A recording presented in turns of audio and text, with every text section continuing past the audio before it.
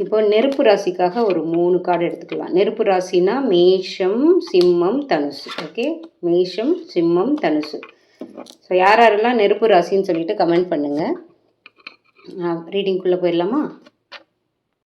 பிரபஞ்சத்தோட உங்கள் எனர்ஜியை கனெக்ட் பண்ணிக்கோங்க. பிரபஞ்ச வழிகாட்டுதல் என்னன்றதை பார்த்துடலாம். ஜூன் மாதம் வரைக்கும் நீங்கள் கடந்த ஒரு சில மாதமாக வந்து நிறைய உழைப்பு போட்டிருப்பீங்க, கடின உழைப்பு போட்டிருப்பீங்க. ஆனால் அதுக்கான பலன் வந்து உங்களுக்கு கிடச்சிருந்துருக்காது. ரொம்ப மந்த நிலையாக பார்த்துருப்பீங்க. ஸோ அதை தான் இது வரைக்கும் நீங்கள் மந்த நிலையை தான் பார்த்துருக்கீங்க அப்படின்றத வந்து இந்த இந்த கார்டு காட்டுது. அதாவது என்னென்னா 8 ஆஃப் வாண்ட்ஸ். நிறைய தடை இருந்திருக்கு உங்களுக்கு. இருந்ததுன்னா கமெண்ட் பண்ணுங்கள். நெருப்பு ராசி, மேஷம், சிம்மம், தனுசு இந்த 3 பேருக்கும் இது வரைக்கும் வியாபாரம், பொருளாதாரம்லாம் ரொம்ப மந்தமாக இருந்திருக்கும். ஸோ ஜூன் மாதம் எப்படி இருக்க போகுது அப்படின்னா 3 ஆஃப் பென்டக்கிள்ஸ். 3 ஆஃப் பென்டக்கிள்ஸ் அப்படின்றது உங்களுக்கு இனிமேல் கொஞ்சம் புதிய திருப்புமுனை வரப்போகுது. நிறைய கஸ்டமர்ஸ் வர போகிறாங்க. இங்கே பாருங்களேன்,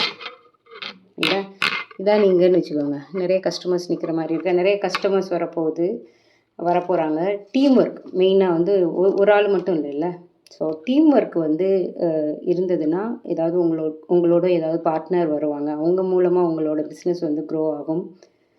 நிறைய கஸ்டமர்ஸ் வருவாங்க. நியூ ஆப்பர்ச்சுனிட்டி வரும். Okay, so page of wands நல்ல பாசிட்டிவ் கார்டு தான்.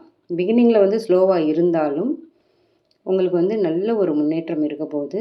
ஸோ இந்த ஜூன் மாதம் நீங்கள் எடுக்கிற முடிவு வந்து ஜூன் ஒரு 10ஆம் தேதி வரைக்கும் மந்தமாக இருந்தாலும் அதுக்கப்புறம் வந்து ஜூன் கடைசி வரைக்கும் பார்த்தீங்கன்னா நல்ல ஒரு முன்னேற்றம் இருக்கும். மெயினாக வந்து உங்களோட பார்ட்னர்ஷிப்க்கு யாராவது வருவாங்க. அவங்க மூலமாகவும் திருப்புமுனை கிடைக்கும். அதே மாதிரி நிறைய கஸ்டமர்ஸ் கிடைப்பாங்க.